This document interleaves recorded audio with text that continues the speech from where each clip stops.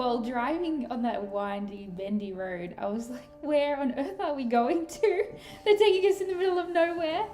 But then as we drove in, it was breathtaking. It's something that we definitely needed, and to see all that greenery around was amazing. So being so far away from Sydney's busy, buzzing life, I guess, has just allowed us to disconnect and to be away from everything that's going on in our day-to-day lives.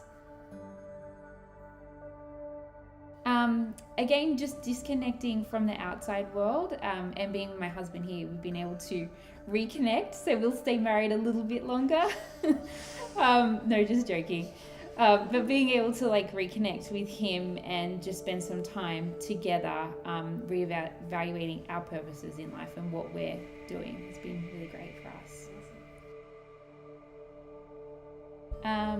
This is the first time we've ever done something like this for ourselves.